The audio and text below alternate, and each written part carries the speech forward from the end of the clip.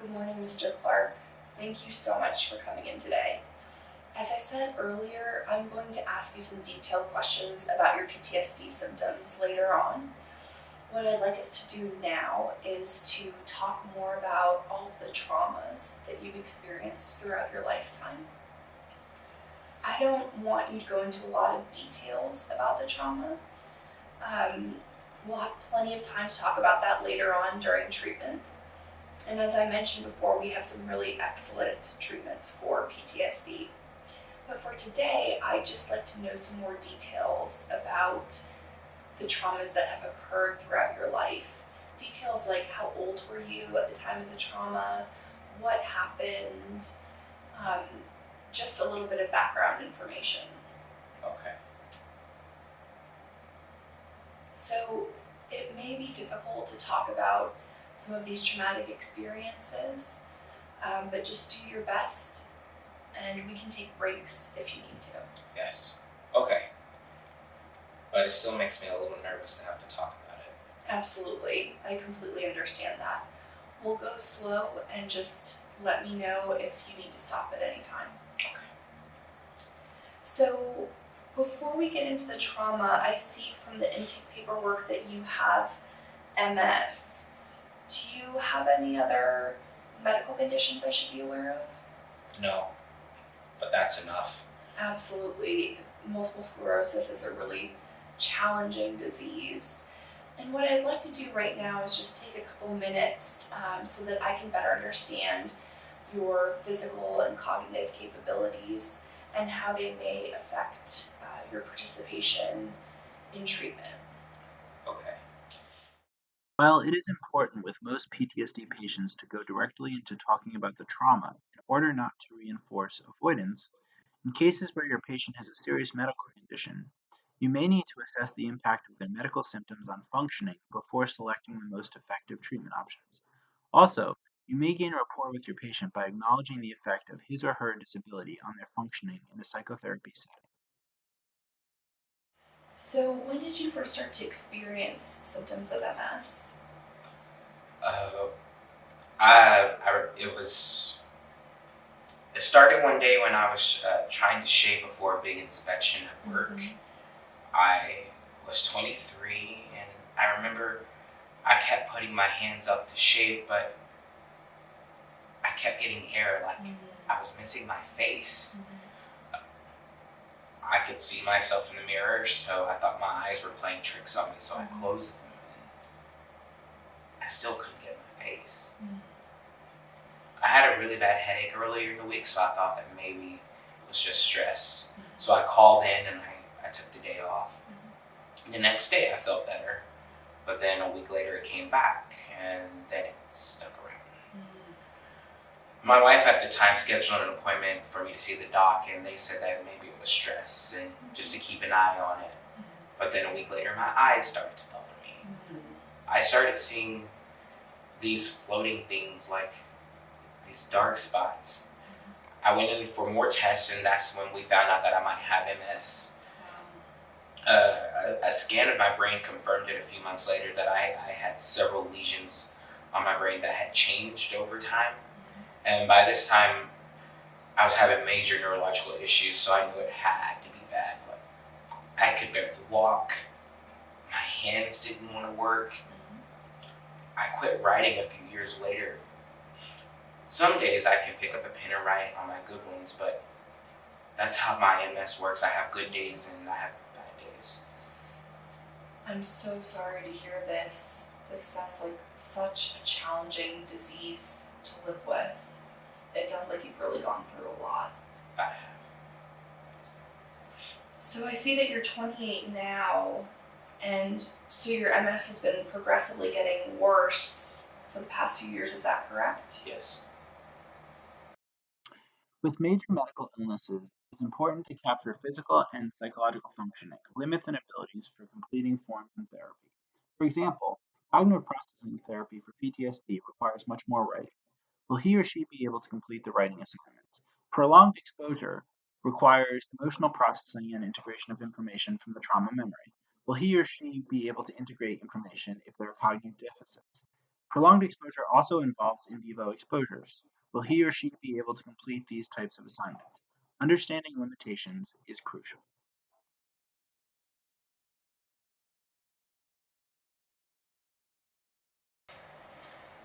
Okay, thank you so much for that information. Can I ask you some more questions about your MS symptoms? Yes. So I see here that you wrote down that you have an assistant. What types of things does he or she help you with? He's mostly there to cook and clean. Uh, Sometimes he does laundry and helps me prepare basic meals. Do you find that helpful? Yes. Do you need assistance with other things? Sometimes with getting dressed or going to the bathroom and showering. Depends on my day. Buttons can be difficult. My fingers don't have the dexterity that they used to, but I have assistive devices that help. But sometimes I need Danny, my assistant, to help me. Do you have any impairments with reading or writing or learning? No, my memory's bad though, because of the MS and the medicines. And sometimes I can't see real clear because of the floaters, the dark spots in my vision from the MS. That's it. Thank you for telling me that. So some of the assignments that we do in therapy involve reading and writing. And so what we can do is we can make some changes to make it easier for you. So one of the things we can do is either I can read your assignments to you, or we can use Dragon Speak, and you can also use Dragon Speak for your writing assignments as well, as we do some writing within the therapy. Are you familiar with Dragon Speak? Yes, I am. I'm comfortable with Dragon Speak. Okay, great. Sounds like that will work well for us. Are there any other symptoms of MS that may affect our work together that you're experiencing? No, not that I can think of. Okay. Well, please let me know if anything comes up, and I'll do my best to help us figure out a way to make things easier for you. Okay. Okay, so now I'd like you to tell me some more details about the trauma. I see here that you wrote down that you had an auto accident last year that's caused you some symptoms like nightmares and poor sleep. Could you tell me more about that? When treating clients with MS or a spinal cord injury, don't make the assumption that the medical condition is the source of the trauma and PTSD. Start with the trauma identified by the client. Be open to hearing what he or she is reporting as the traumatic event.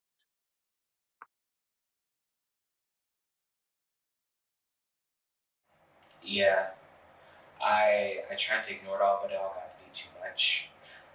I stopped playing basketball, which was really important to me. I'm sorry to hear that. I can see that it's difficult for you to talk about this. Yeah. I just don't want to do anything anymore. I thought that getting through the MS was going to be hard, but now I'll have to go through all of this, and the accident seemed to make the physical symptoms worse. Yes, we see that a lot of the time in people with PTSD. The symptoms of PTSD can make medical symptoms worse. I'm so sorry you're going through all of this. It sounds like a very challenging situation. Although you may not necessarily comment on this, you may want to consider the role the patient's MS played in the accident. Is he or she blaming himself or herself for not reacting more quickly, being drowsy from meds, causing or contributing to the accident? Also, in considering the impact of medication, be aware of the sedating effect of many of the MS medications, and clients may report significant memory issues from medications and medical conditions. Finally, we have seen a high rate of marijuana use, which could contribute to cognitive functioning deficits in patients with.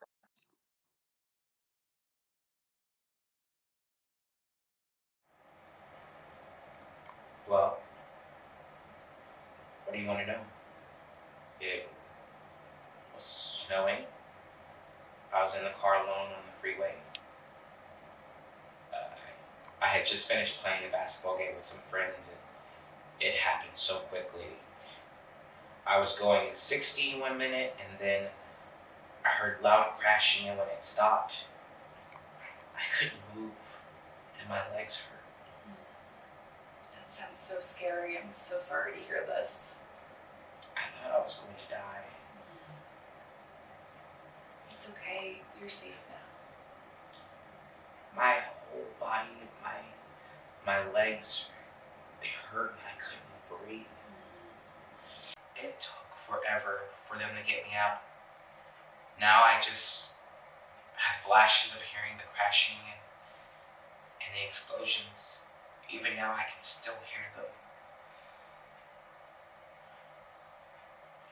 You're doing a really good job. I know that this is really difficult for you to talk about.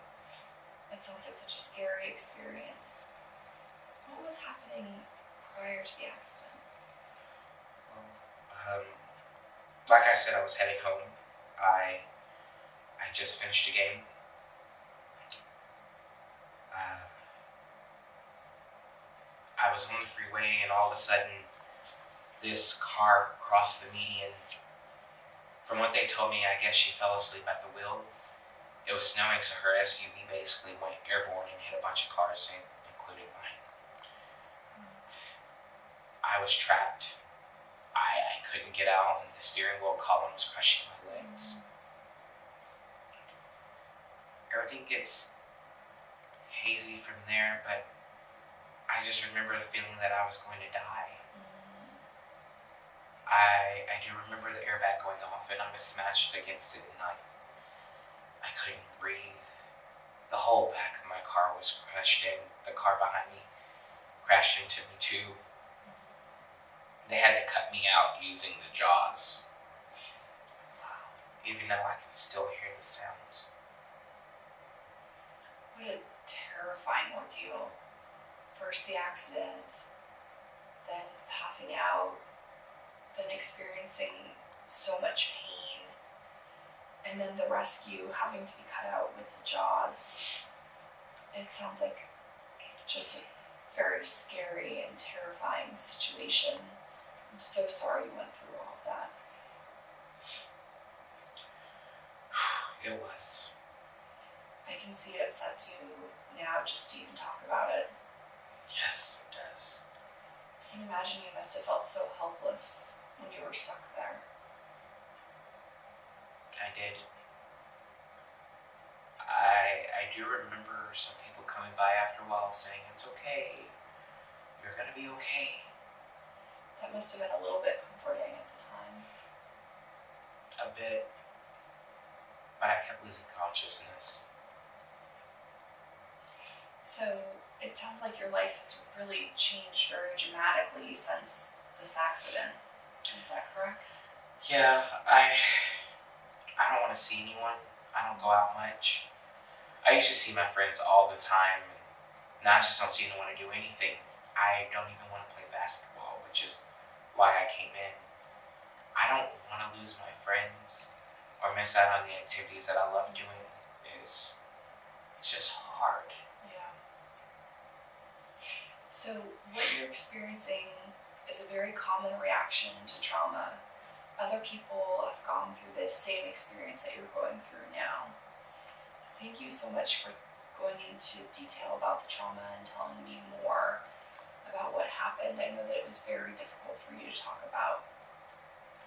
We'll keep talking about your trauma as we start moving forward into therapy. Okay. Have you ever had any other traumas like the accident in your life as a child or as an adult? Well, now that you ask, yes. What happened? Well, when I was about 11, one of the neighbor kids drowned in the lake. Wow, I'm so sorry to hear about that. What a terrible experience. Could you tell me more about what happened? A bunch of us were out there, and I couldn't help them. Strange, I've been thinking about it lately. I haven't thought about it for years. Do you think it's related? We see that sometimes with traumas bringing up other traumas from the past, so that is a common occurrence. Could you tell me more about what happened? Oh, it was pretty awful. It was snowing, here again with the snow, and the lake was only partially frozen. Joey couldn't swim, and we were all out there. He felt her weak spot in the ice, and me and Johnny we tried to help him, but he went under. I remember it like it was yesterday. Wow, what a difficult situation. Uh, it was too late. It was my fault. I shouldn't have let him go out there. I remember then having nightmares and waking up not being able to breathe. Wow, that sounds so terrible. Just so that you know, this is another trauma like the auto accident. The reactions that you've had to the accident, Joey's drowning, nightmares, sleep difficulties, avoidance, those are all symptoms of PTSD. They told me that, but I thought PTSD was just for military people. So many people think that PTSD only occurs in military populations because that's where we first learned about it. But actually, PTSD can occur in anyone who's experienced a trauma like a life-threatening event. So other life-threatening events like earthquakes or sexual assault in combat can all result in symptoms of PTSD. And so the traumas that you've experienced, like the auto accident or like Joey's drowning, those traumas can also result in PTSD as well. I see. So has anything else traumatic happened in your life? Not really. So, after listening to the traumas that you've experienced and also listening to your experiences with MS, I'm wondering if you've had any similar reactions to the MS as you've had to your traumas. After the client has told you of experiences he or she considers traumatic, you can inquire about how their medical condition has impacted their psychological functioning and/or resulting symptoms, including any PTSD-related symptoms.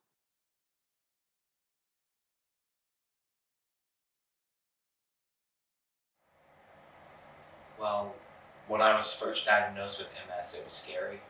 Mm-hmm. It was that helpless state. Yeah.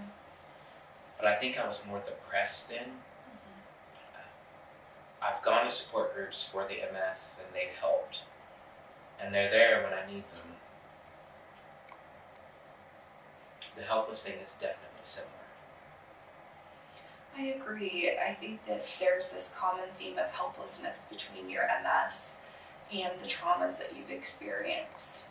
The helplessness with MS has been slower, but has still significantly impacted your life, just like the traumas did. Are you experiencing any other mental health symptoms besides depression? No, not really. Just a control thing, and it's gotten worse since the accident. I try to control everything. That's why my wife left me. Mm-hmm. It seems like if I'm in control, I can keep bad things from happening. Mm-hmm. I was a control freak before, but after the accident, I've become unbearable. Nobody wants to be around me, not her or my friends. Yeah. Wow, I'm really sorry to hear all of this. So, to me, if we look at your MS and we look at the traumas that you've experienced through your life, there are these really strong themes of helplessness between the MS and the traumas. So, with Joey's drowning, you were helpless to save him, and he died as a result. And that was such a difficult experience to witness.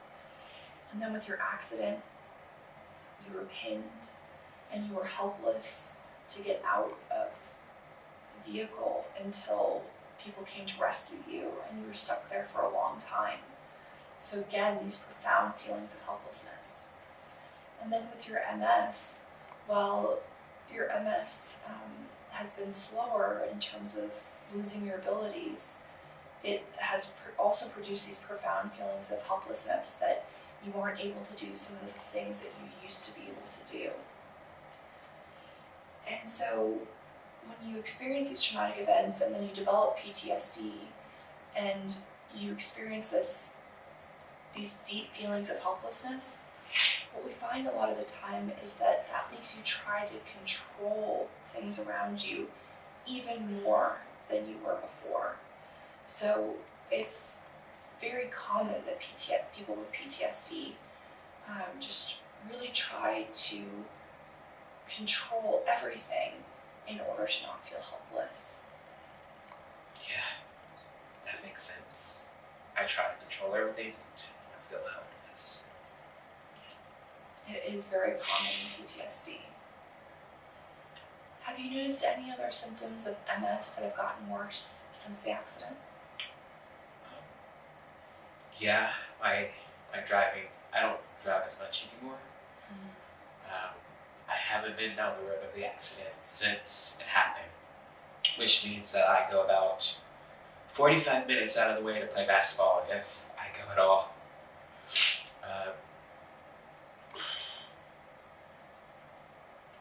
I drove here today, but it's just a few blocks from my house and I'm having a good day. I don't drive on the freeway anymore, and I definitely don't drive in snow or rain. So that sounds a lot like the avoidance symptoms of PTSD, avoiding things that remind you of the trauma. I think that now is a good time for us to move into some more questions about your PTSD symptoms. But if anything else comes up that's related to your trauma or related to your MS symptoms, please let me know so we can talk about it more. Okay. So based on the information that you gave me today, I think that you're experiencing PTSD. The good news is that there's some very effective treatments for PTSD that can help you with these symptoms. That'd be great. I just want to have a normal life again. I'm skeptical about being cured. Yeah, absolutely. We typically don't talk in terms of a cure. The treatments that we have are very effective, but they typically just reduce PTSD symptoms. What would success look like to you? Well, at the very least, I would like to keep playing basketball. I would like to hang out with my friends again, but I don't know if that's possible. I'm very confident that if we work together on your PTSD symptoms, that you will be able to get back to playing basketball again and get back to hanging out with your friends again. Okay, that sounds good to me. You know, Mr. Clark, I would just like to thank you for sharing these really difficult experiences with me.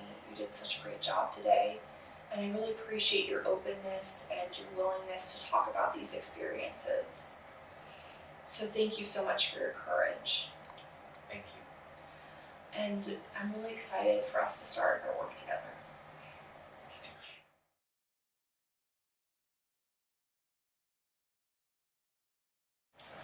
Welcome, Mrs. Williams.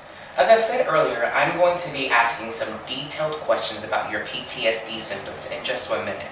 But for now, I just want to get a better sense of all the traumas you have experienced in your lifetime. Like I said, I do not want you to go into detail about what happened in each trauma right now, but we'll have plenty of time for that later.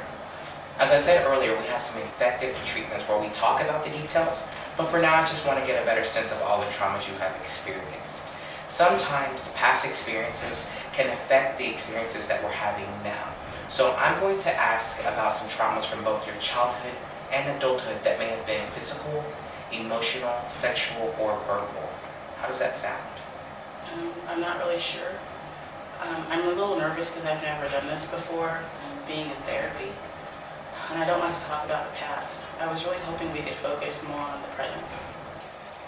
I appreciate you being honest with me about your preferences. It can be very difficult to talk about the past, but I noticed that on your intake form that you checked off some symptoms that were related to anxiety. At times, the worries from the past can add to the worries of our present without us even knowing. I would like to assist you in finding ways of relief or coping with the pressures that you are facing today. Would it work for you if we spent half of today's time getting a better understanding of your past difficulties and the remainder of the time more focused on the present? Yes, that seems fine. Okay. I just want to say I'm very glad that you have made the decision to invest in yourself at this time. We often spend a lot of time just trying to keep moving, but I think it's important that we give ourselves permission to pause and to take care of ourselves. As we talk about your past difficulties and how they affect your present, I do first want to acknowledge that having a therapist of a different gender or race can affect how it feels sharing those personal experiences. Do you have any questions or concerns that you would like to discuss with me before we move forward? It is important to ask the client early on if there is anything about the setting that makes her feel uncomfortable about disclosing the trauma. This is especially important when a female client with a history of sexual assault is seeing a male therapist. It is quite common for female clients with sexual assault traumas to refuse male therapists for treatment because the gender of the therapist triggers the assault memories. Be upfront and honest. Well, no offense, but I was really hoping to work with a woman of color, but the intake person said that there wasn't one available. I appreciate you sharing that with me. I think it's very, very good that you're advocating for yourself by requesting someone that's going to make you comfortable working with. Even though we weren't able to meet your request today, it's possible that we could later. But first, let me tell you a little bit about my experience, okay? My specialty as a therapist is PTSD. I treat clients with PTSD symptoms from a wide range of traumas, including sexual assault. I'll be honest with you, if you elect to keep me on as your therapist, we will eventually go into the details of the assault. Not today, but in therapy. And I totally understand if that's too hard to do with me as a male, and we can look at your options for getting you with a therapist that makes you feel safer. Many women do not want to talk about a sexual assault with a male therapist, so it's completely understandable. But I can also say that it can be very beneficial having a male therapist because it gives you the opportunity to trust men again. Let me explain. If you can do this therapy in a guaranteed safe relationship, like with the male therapist, it can make it easier for you to develop strong, trusting relationships with trustworthy men out there. From research, we know that women who have had male therapists after an assault struggle a little bit more in therapy at the beginning, but make good gains. I can assure you, I would never hurt you. I will always check in with you as we go along in therapy, and you have the right to stop at any point and switch therapists, no matter how many sessions we've had. It's all up to you. You don't even have to decide right now. We can stop and you can go home and you can think about it. Do you have any questions? This is a lot of talking by the therapist, but from a humanistic and PTSD perspective, it is better to provide details upfront of what will happen in therapy. Validate her concerns, don't placate her or tell her it will be easy. Let her always know she has a choice. In her sexual assault trauma, she had no choice. So be aware of how the therapeutic environment can inadvertently be coercive.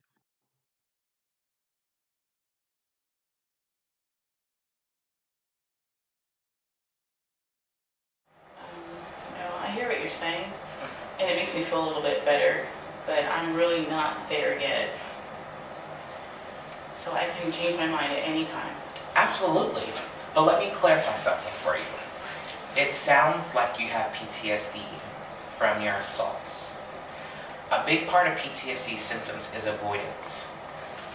PTSD avoidance will make you want to quit therapy at some point, no matter who your therapist is. That's the avoidance of PTSD. So whether you want to stop because of PTSD avoidance or because I'm a male and it makes you uncomfortable to talk about your experiences, just know that it's all real and it's important that we talk about it and sort it out. You know, I was going to say that. I don't like talking about it anyway because when I have in the past, everything comes back. My nightmares get worse. I think about it during the day. I get flashes more often. Talking about it makes it worse. Yes, that's how PTSD works. When you first start talking about it in therapy, things do get worse. But the more you stay in therapy and continue to face those traumas, the easier it gets in the long run. Really? Yes, it's true.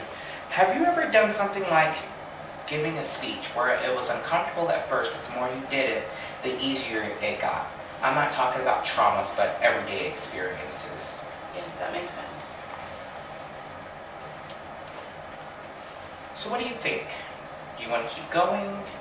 As I said, my plan was just to get a better sense of your traumas, and then we can go into detail about your symptoms. I think that's okay, as long as I can stop whenever I want to. As I begin to ask about your past, I want to emphasize two things. For every question, you have the power to choose what you're comfortable sharing or not sharing. Remember, I'm not looking for you to give me full details about what happened in each of your traumas. I just need an overall idea of what happened to you. Secondly, as you're going through these past experiences, try to remember to breathe.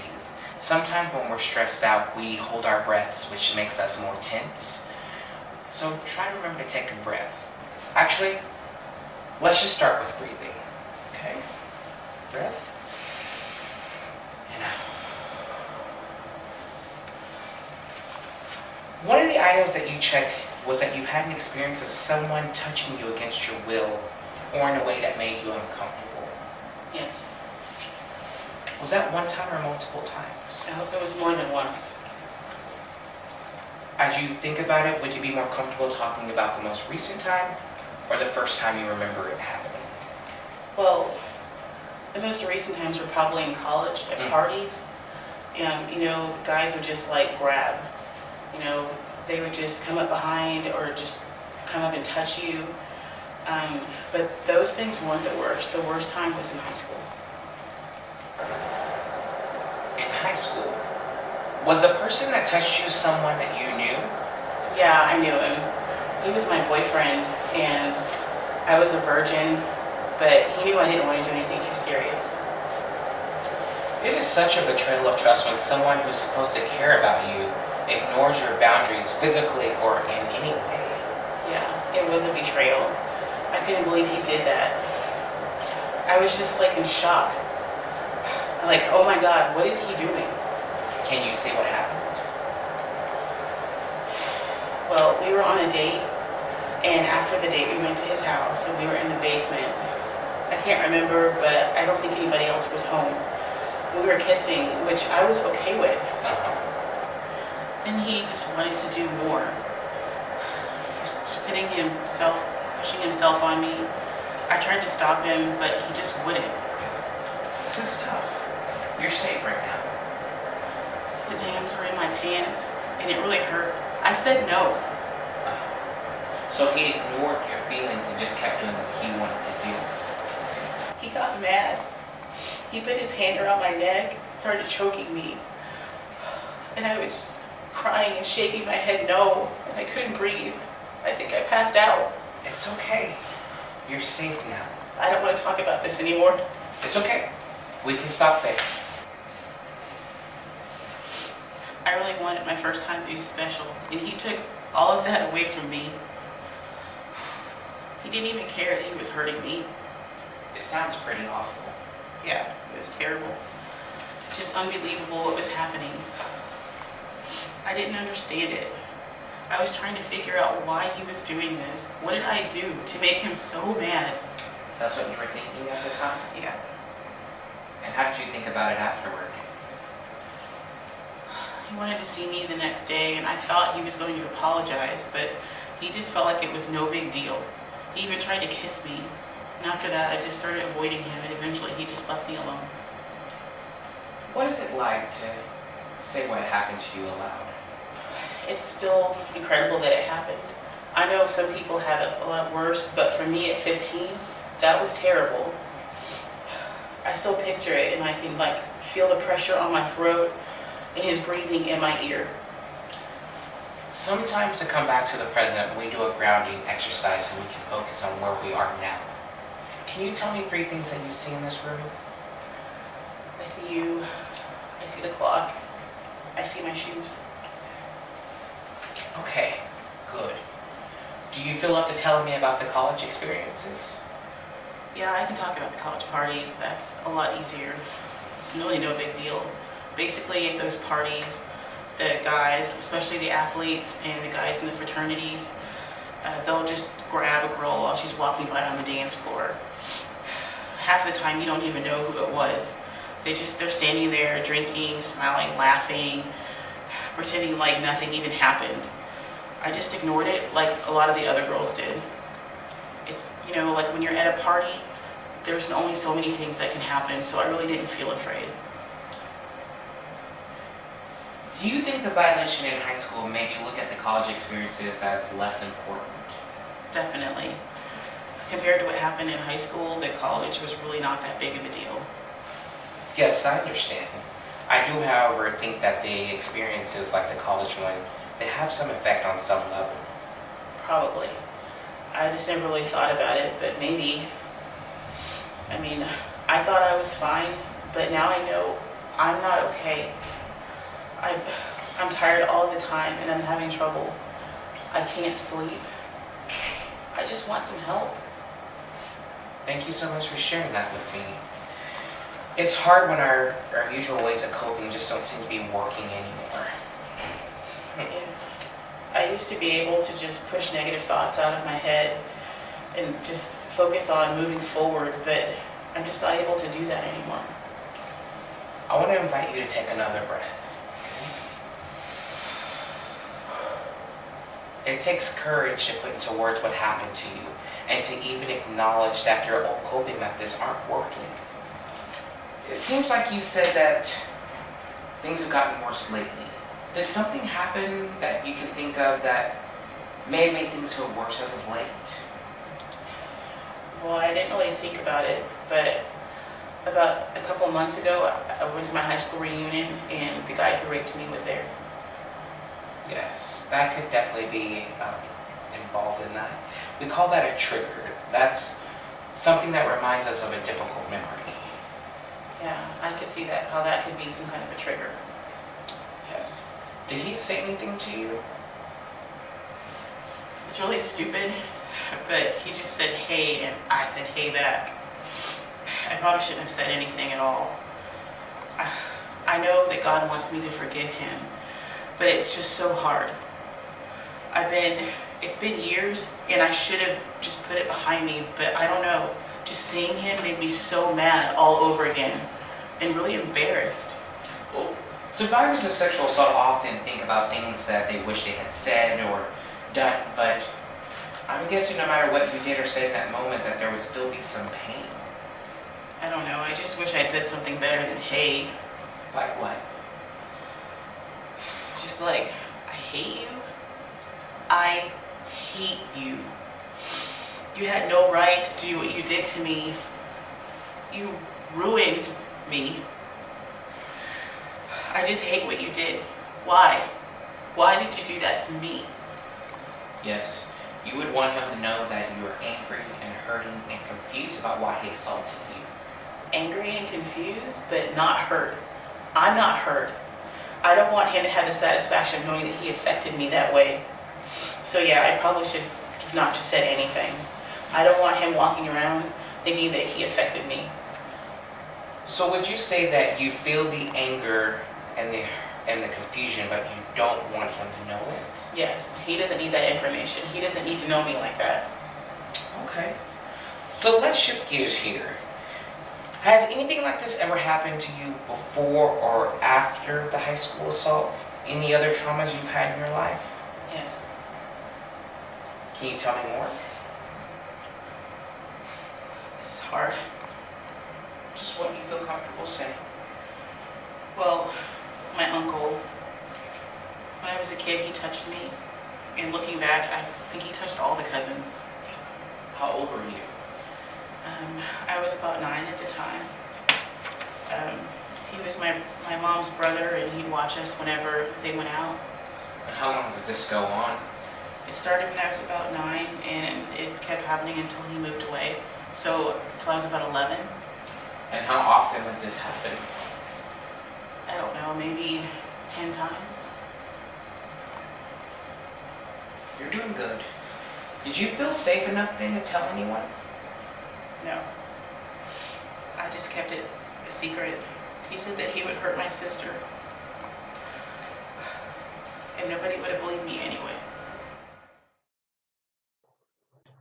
Asking about sexual assault can be tricky. Much of society's blame the victim seeps through in asking about the details, such as telling someone. Often, naive therapists might imply the client should have told or asked, "Why didn't you tell?" which suggests blame for allowing the abuse to occur. Regardless of the type of trauma, the victim would have stopped it if she could have. Not having told means she wasn't safe to tell. Be aware of how you phrase your questions.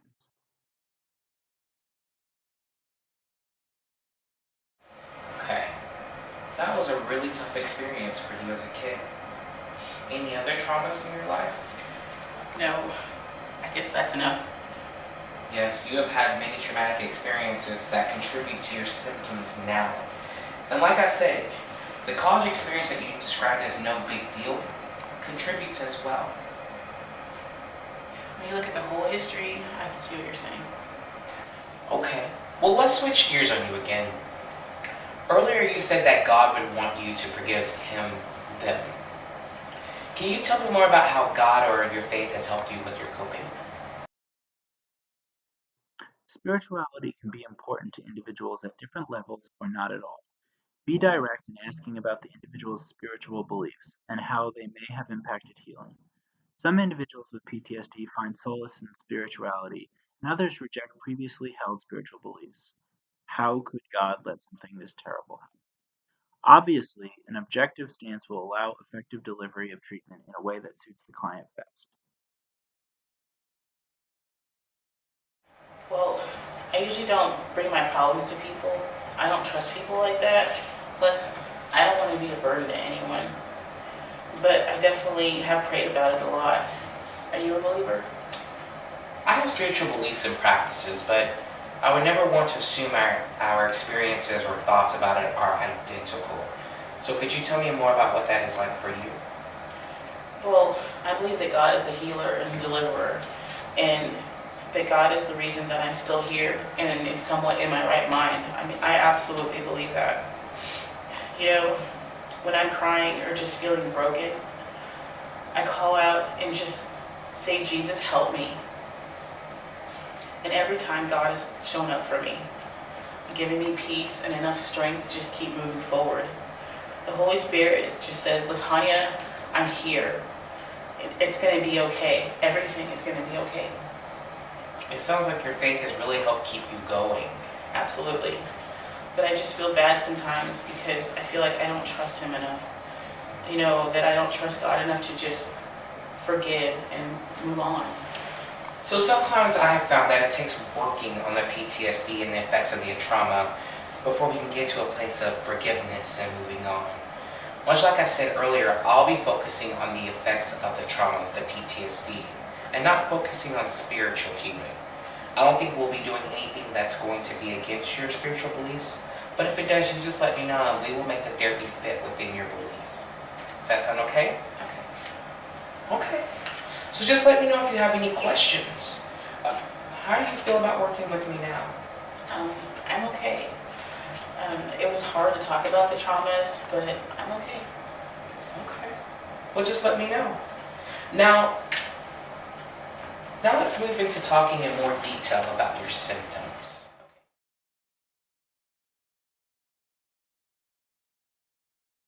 Hello, Ms. Hall.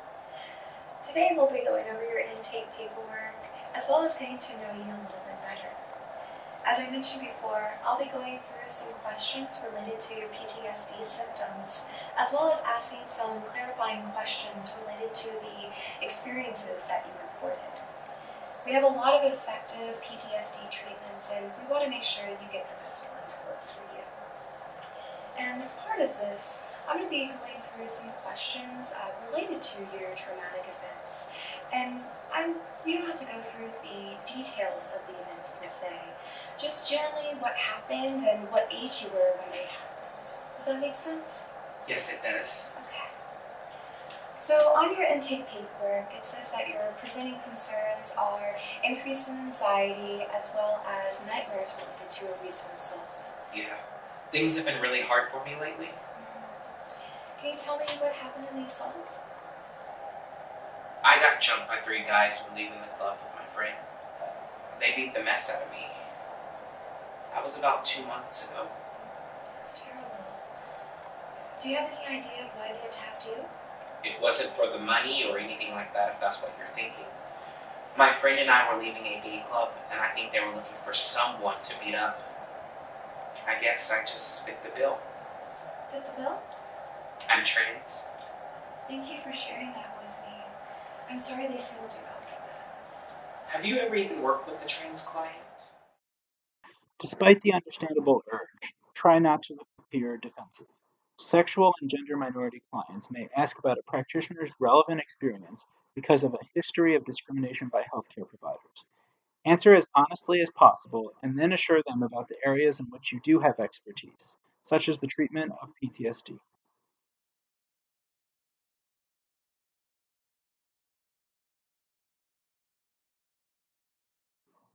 Tell them clearly that you want them to help you understand their individual experiences as a trans man or woman and are willing to learn. I have worked with LGBT individuals in the past. However, my specialty is in PTSD and not specific issues related to LGBT individuals. However, I don't want to make any assumptions about you or your experiences. Everyone comes from a unique history and background. So I hope you would be willing to educate me and help me understand how your experiences as a trans woman affected you, as well as how the trauma has affected you as well. Yeah, I can do that. Again, thank you for sharing your trans background and that traumatic experience with me. I think it would be pretty difficult to share both those experiences with someone new. So, you think they tapped you because you're trans? I know they did. Can you tell me more about what happened? We were coming out of the club, and I think they were just looking for someone to mess with. I don't remember everything. It all happened so fast. There are pieces I don't remember. I felt pain. The next thing I knew, I was on the ground and I heard screaming, and they were running away. You must have been so scared. Yeah. I just felt pain.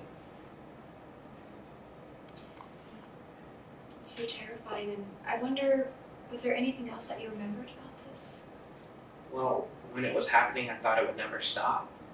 I blacked out. I thought I was dying. And then they took me to the hospital.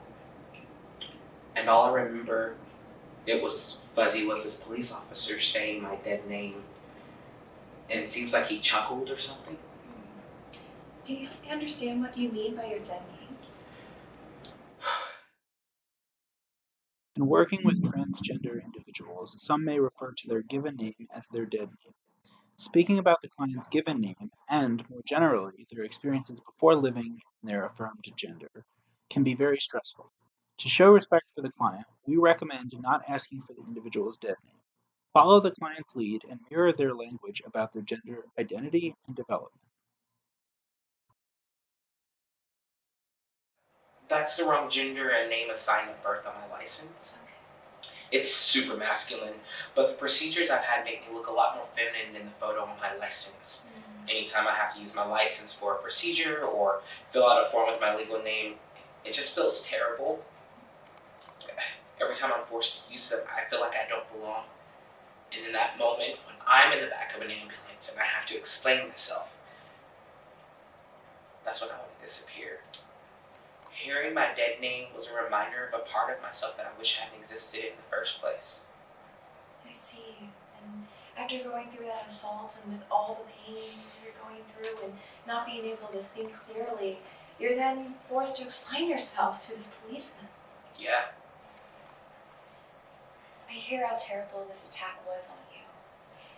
And there's no doubt that this was a traumatic experience that would lead you to having PTSD symptoms like the anxiety, the depression, and the nightmares you've been having. And you know, Sammy, I've been thinking, it seems as if your trans status is so tied into this traumatic experience. I wonder if there's any other experiences that have been life-threatening that have either been related to or independent of your trans status. Trans clients often report trauma symptoms related to the discrimination they experience based on their gender identity or presentation. Expect these symptoms. It is also important to assess the full range of potentially traumatic events, including general stressors like accidents, as well as identity-based discrimination or even victimization. It is important to assess the role of sexual orientation or gender identity in assessment of a clinical issue, including trauma exposure and PTSD. Yes, I have. Can you tell me a little bit more about those experiences? I don't like to talk about it, especially the time when I was in middle school. I get it, and you don't have to go into complete detail, but it is important for me to know for your therapy. Like I said, it was in middle school, and these kids at school were harassing me. They followed me around every day calling me a fag.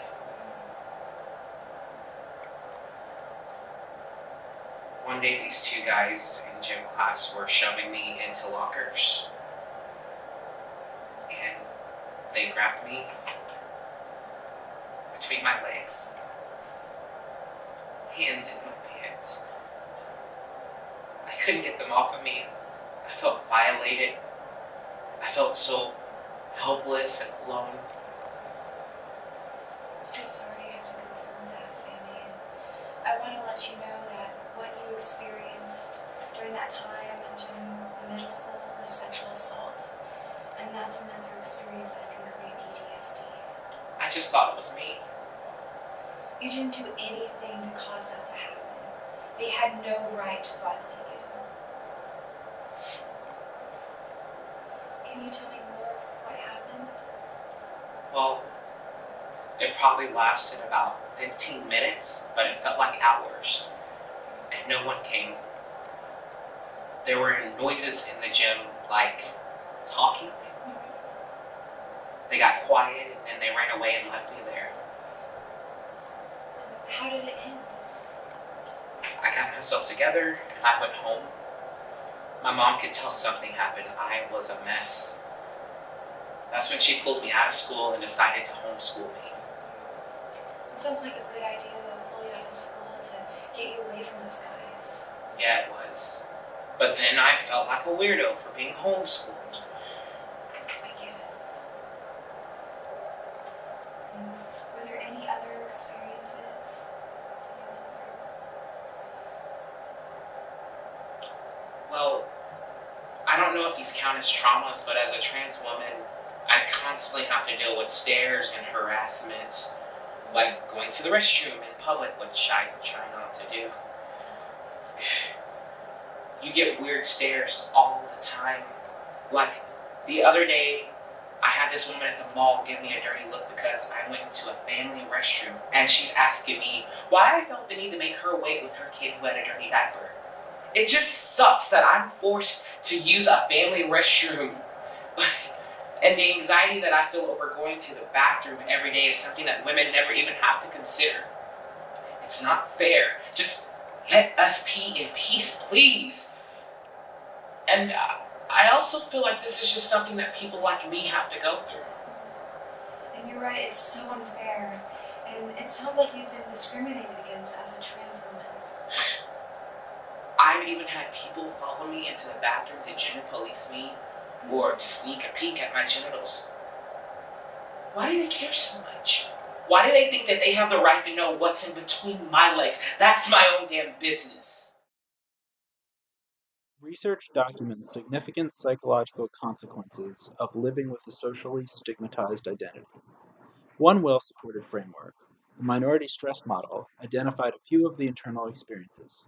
Some examples include passing, identity concealment, chronically expecting rejection, and internalized transphobia. These areas are important targets of assessment and intervention. And I just want to put in a trauma perspective here. So far, you've described two distinct assaults that could certainly create PTSD symptoms, like the anxiety, the depression, the nightmares. But Sammy, I also want to let you know that certain forms of harassment and certainly chronic harassment that you've been going through can create PTSD symptoms too. And I want to let you know that I can help with this. And together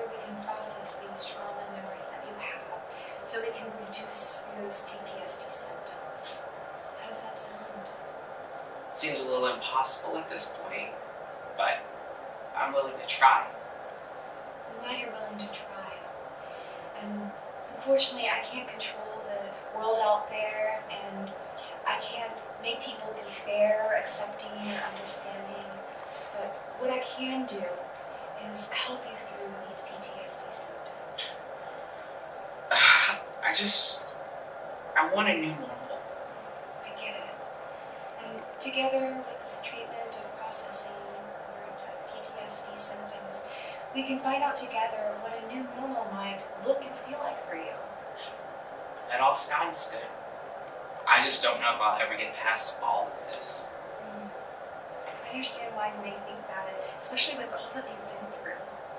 But I can't say for sure what the new normal will look like or what treatment will look like at the end, but I think if we work together, taking it step by step, we can really create a good plan for you and your treatment to get you to where those PTSD symptoms don't get in the way of your life. How does that sound? That sounds great. Thank you. So we talked today about how current everyday stares and comments really affect you, and I'm wondering if there's any other really bad experiences, like the bad experience at the gym, where you were hurt for being different. Well, it seems like it happened all the time. Is there any kind of event that really sticks out to you? The only other really hard time in my life was when my parents decided to send me to a Pray Away the Gay camp. It was terrible. Trans people will have other intersectional identities and experiences that are important to pay attention to. For example, many trans and sexual minority individuals have complicated relationships with religion. Symptoms of internalized transphobia may be compounded by these intersecting identities and experiences, which can cause significant distress. It is important for clinicians to assess for and be sensitive to these factors. Yeah, tell me what happened. My parents are fundamentalists through and through. They throw the Bible at anyone who's not Christian and are the most judgmental and intolerant people I know, especially my dad and my relatives on his side of the family. He would quote the Bible every day of my life. When I came out for the first time, he was the one that forced my mom to send me to the camp. And that's so invalidating of you coming out to your parents, for them just to send you away to camp and expect you to come back the way that they want you to be. Well, there were prayer groups like 4 times a day at least. There was a Christian counselor that met with me one-on-one, and she said that God would want better for me. I wasn't allowed to present myself as feminine in any way. They made me dress like a stereotypical boy. It was like putting on a costume. I was so depressed at that camp. And it was at that time that I thought that maybe I would be better off dead. And at that time, I was seriously considering ending my own life. That's significant and important. And I will go through the suicidal thoughts that you had, but for now, I really want to go through what exactly happened in that camp and how did you handle it all? Well, all I could remember was their harping on me in my face, telling me how bad I was and that God wanted me to be better, different. I cried a lot. After a while, I stopped getting out of bed. I felt so helpless. I felt like a fake. Then after some time, I think 3 days into the camp, I don't know where it came from, I ran away.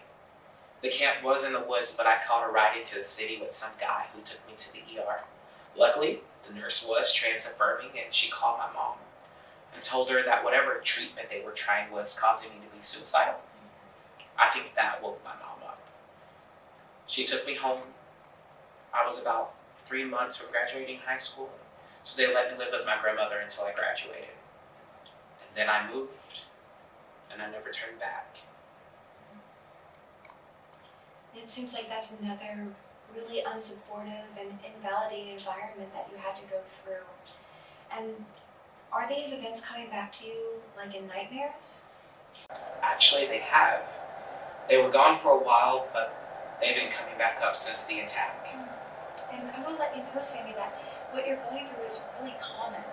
You found a way to bottle it up and stuff it away, and since you've gone through another traumatic event, it's almost as if it brought it back up again. Can you think of any other experiences that were stressful or traumatic? I can't think of any more right now. Okay.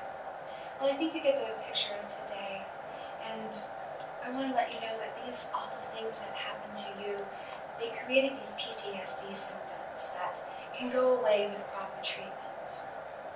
And you've identified a lot that we can work on with today and throughout our time together. And if you remember anything else as we go along, please let me know, okay? Okay. And I know we just met today, but I really want to emphasize the strength and courage it took to get through all those situations you talked about. And most importantly, acknowledge the courage it took to seek treatments. And you still managed to get out okay, and you're still here today. Validate, validate, validate. Normalize the individual's PTSD reactions and symptoms to the traumatic events. Help them understand how their symptoms are reactions to traumatic events. It's really hard to see sometimes when you feel so misunderstood or judged, especially when no one comes to my aid. I understand it can be really frustrating and validating. And next time we meet, we'll be going through and addressing your PTSD symptoms. I also want to thank you again for being so open discussing all these events with me, especially it being our first time meeting together and still trying to figure out what it's like to work together and what it feels like. Thank you for creating a safe place for me to process. You're welcome.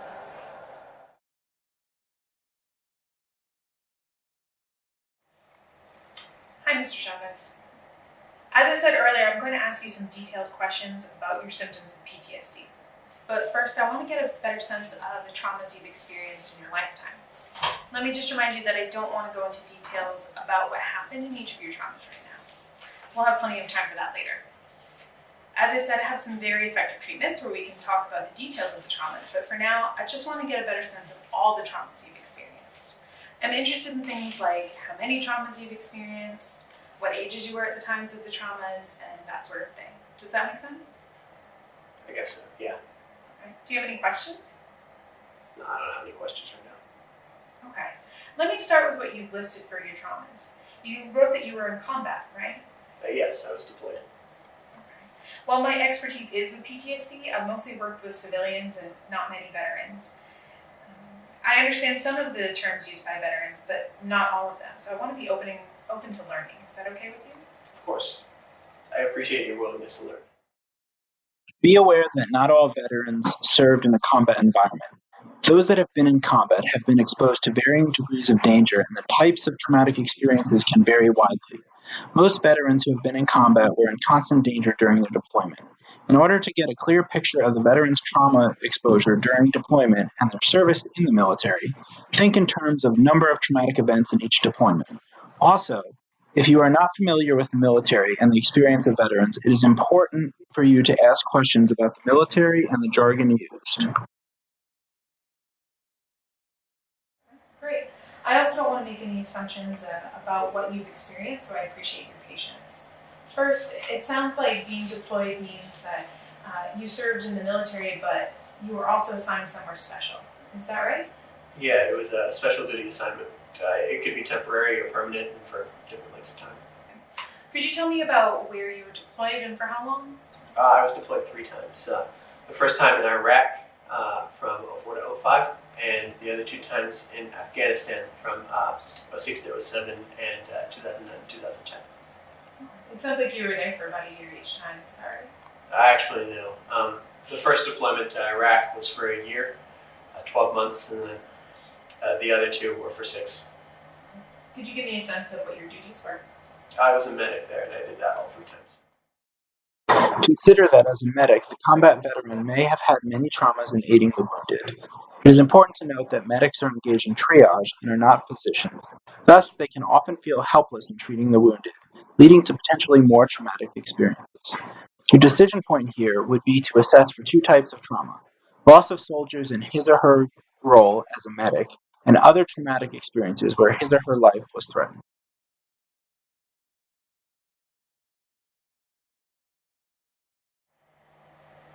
So I guess as a medic, you had to assist other soldiers who had life-threatening injuries. Is that right? Yeah, it was rough. Do those memories come back to you now? Do I have to talk about that? You don't have to go into a lot of detail, but it's good for me to get a sense of what happened. There was this one guy I should have been able to save. I mean, there were more than one, but this one keeps coming back to me. We were taking heavy shell fire, and he took something to the eye, and he just couldn't stop bleeding. I did all I could, but I just couldn't save him. Sounds hard. How long were you there with them? It felt like forever, but it was probably only like 10 minutes. It sounds like that one in particular comes back to you. How does that experience usually come back? After he passed, I pulled out a picture of he and his wife and his kids, the same age as my kid now. Every time I think about it, I just see it, I smell the blood, just blood everywhere. I can't shut it out. But no, Do you remember his name?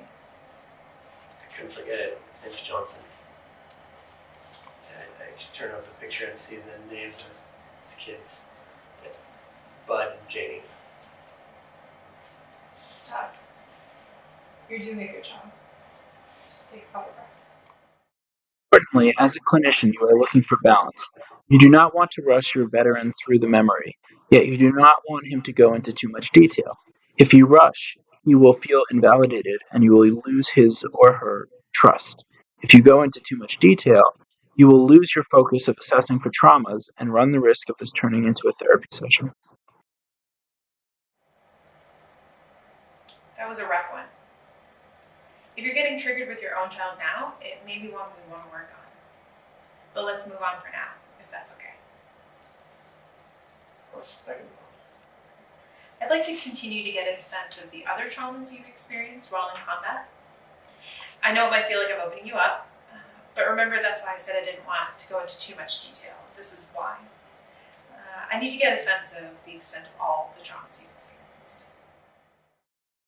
Providing a structure for your client to understand what you are doing and why is extremely helpful to the veteran with PTSD. If you need to close him or her down because you are running out of time, simply explain what you are doing. I do not mean to shut you down. I want to make sure we do not run out of time. So that was one of the worst experiences of losing someone you were trying to save. How about your life being threatened? Can you tell me how often your life was in danger during your 3 deployments? Almost every day, my third deployment in Afghanistan. Not as much in the first 2, but there were the times there too. Okay. Let's focus on your 3rd deployment. You said your life was in danger daily. Yeah, we took a lot of mortar fire. What was your most difficult experience during that deployment? It's hard to say. There were so many of them. Like the trauma of losing Johnson, did you lose anyone close to you? I guess I lost around 6 guys that I'd consider friends. They were all during the third deployment. Many veterans experience multiple traumas during deployment. It is important to understand what their most difficult experiences are in order to hone in on what needs to be the focus of treatment. I know I'm pushing you for the worst traumas. I want you to hear that even though some were worse than others, all of them were bad. And any one of them could have caused you to have PTSD. The fact that you had so many really speaks to the reason why you have PTSD. These experiences have profoundly affected you. Which ones stick out to you now? Which ones come back to you? There's this one that was particularly bad. It was during my third deployment. We were in a convoy. I was in one of the last ones. I was usually the first. We just gotten out of a firefight. Still had to make it through this dangerous area. First vehicle hit an IED. Okay.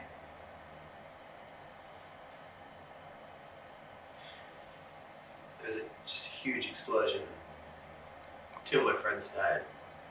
Danny and Sam. Huh. It's my fault. I should have been in the first vehicle. I knew the roads better than those guys.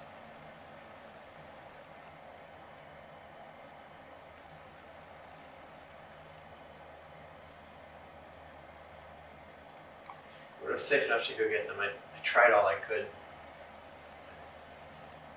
couldn't save them. There was nothing I could do.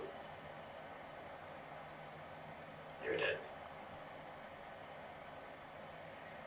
Just a little of them left. You're doing well, John. What happened to your vehicle? We were shaken pretty badly. The second and third vehicles sustained damage, and besides my two friends that died, a bunch of people were injured. Can you tell me more about what happened, what you did? Well, I couldn't see much from the vehicle. I heard the explosion. It was huge. When it was safe, I ran to the guys and assessed the damage. I saw they were dead, and I had to go tend to the other people and their injuries. I patched them up, and the helicopters came for them, and then got back in the convoy just like usual. Sounds like you didn't even have time to process their deaths, to feel those losses. No, feeling put us in danger. Put us all in danger. So to survive, you had to shut down. Yeah. You know, John, it strikes me that if you were in the first vehicle, you could have died too.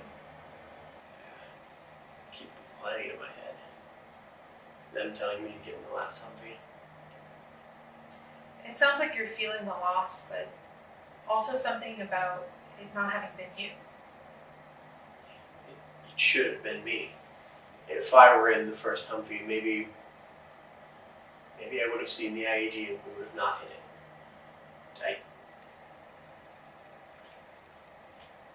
could have.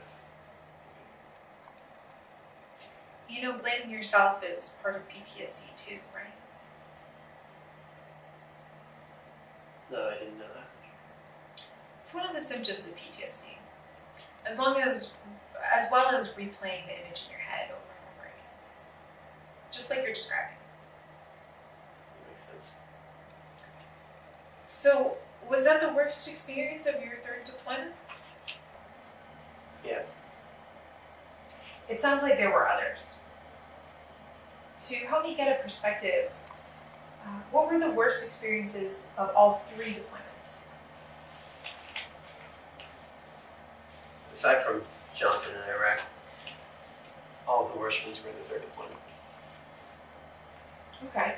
And the one you described with your two buddies that died, Danny and Sam? Yeah. How many others in the third deployment were in the worst category?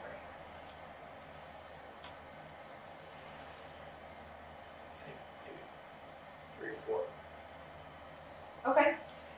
I'm not going to have you go into more detail about those, but we'll come back to them. For now, we have the worst two, right? John, I know I'm asking you to put them into categories and quantify them, and that's really hard because they were so traumatic for you. I want you to know I do recognize this. Let me tell you why I'm asking about worst traumas. First, it helps give me an idea of all of the traumas you've experienced. And second, it's my expectation that if we identify the worst and focus on those in treatment, the others will improve as well. Makes sense. Now, let me get a sense of your life before and after the military.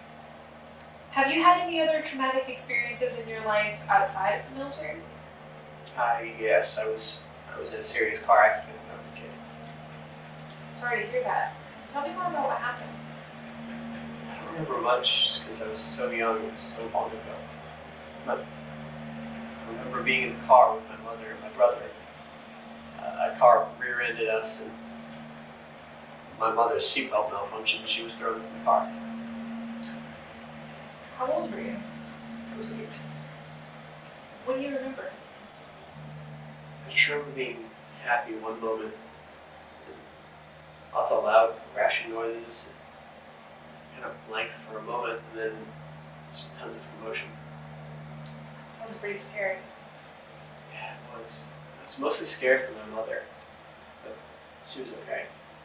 She had to stay in the hospital for a while, but I talked a lot with my dad and my grandma, and that helped me out. Does it come back to you at all? Like the combat traumas do? No, nothing like the combat traumas. Okay. That's good to know. What other experiences have you had outside of the military? Anything since you've been discharged? Yeah, about a year ago, I was robbed at gunpoint while drawing money from an ATM. Wow, you've really been through a lot. What happened? I went to draw money from an ATM. I hate drawing money from ATMs after hours, but I had to pay my cousin back for a present that he bought my mom that night. So I go to the ATM. I didn't see anyone around. And next thing I know, I've got a gun pressed on my back. He said to draw $300, which was the max amount that I could get.